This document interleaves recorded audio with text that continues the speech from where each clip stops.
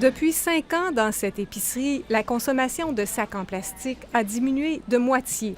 Bien des Québécois sont prêts à réduire leur consommation de bouteilles et de sacs en plastique. De moins en moins, on en achète, des eaux en plastique. Là. Prendre plus de sacs réutilisables. Je pense que c'est une bonne idée d'abandonner les bouteilles en plastique. Critiqué pour son programme en matière d'environnement, voilà que la CAQ lance ce document de réflexion destiné à ses membres. Le titre « Pour une économie verte ».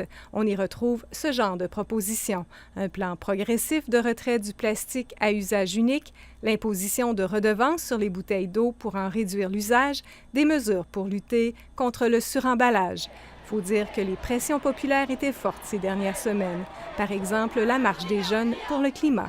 C'est prévu depuis plusieurs semaines. Le congrès que l'on va tenir en mai prochain, qui est le premier depuis l'élection, va porter entièrement sur la conciliation environnement-économie. Québec solidaire réagit plutôt positivement à ces propositions, mais estime que la CAQ a attendu de se faire tirer l'oreille. Il y a une pression populaire qui existe, le gouvernement la sent, il sort avec ça, mais c'est sûr que de ce que j'ai vu, c'est quand même trop peu, un peu trop tard. Qu'en disent ces jeunes qui ont marché pour le climat? William Boivin a sa petite idée là-dessus. Je crois que là, il y a un peu de marketing vert là-dedans. On essaie de faire passer des petites mesurettes environnementales, mais dans le fond, c'est pas des mesures qui sont concrètes, puis c'est pas des mesures qui vont réellement lutter contre les changements climatiques. Je pense que de s'attaquer au plastique, c'est une des thématiques qui interpelle beaucoup les jeunes.